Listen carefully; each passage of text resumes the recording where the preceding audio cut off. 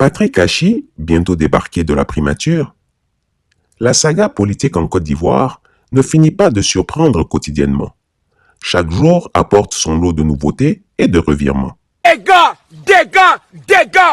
Chaque jour qu'on dort, qu'on se réveille! Il y a de nouveaux dossiers!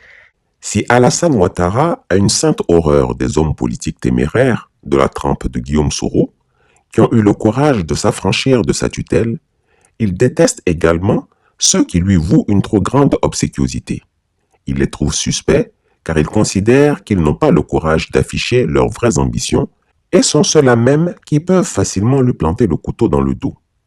Entouré de collaborateurs qui connaissent sa fragilité au niveau de la santé, il sait que la plupart d'entre eux attendent le moment où il sera vulnérable pour le frapper.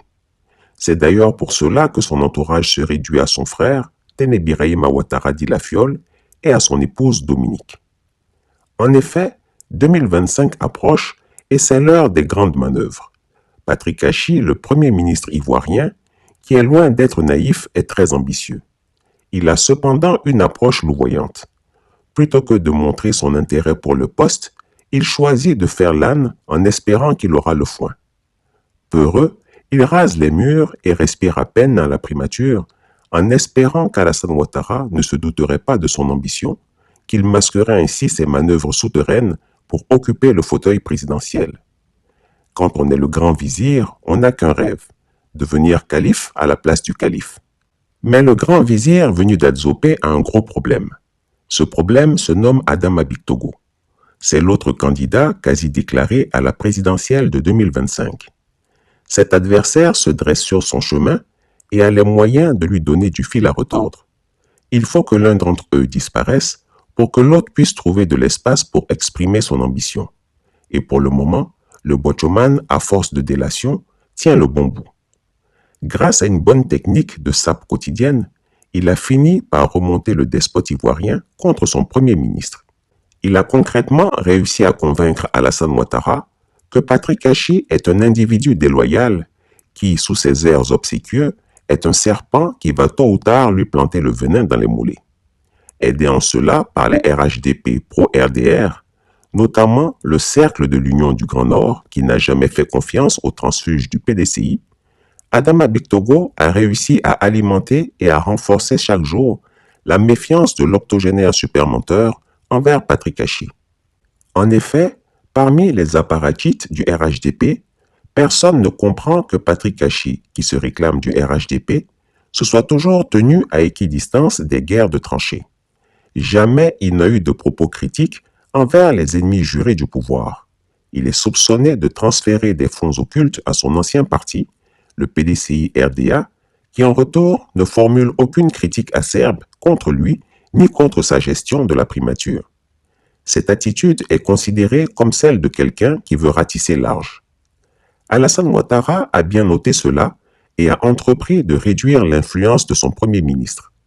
De plus en plus de dossiers sensibles, comme les découvertes pétrolières, les négociations financières internationales, l'achat d'équipements militaires ou le financement de projets complexes, sont confiés à Abdourahmane Cissé, le secrétaire général de la présidence, ou au vice-président Koneti Moko Mélié. Patrick Achi est réduit au rôle de visiteur de chantier qui passe ses journées à inspecter les projets en cours de réalisation et à recevoir à dîner les cyberactivistes, les influenceurs, les artistes chanteurs et autres comédiens. Il se dit qu'Adama Bictogo, après avoir réussi à l'affaiblir de la sorte, a presque obtenu son départ de la primature.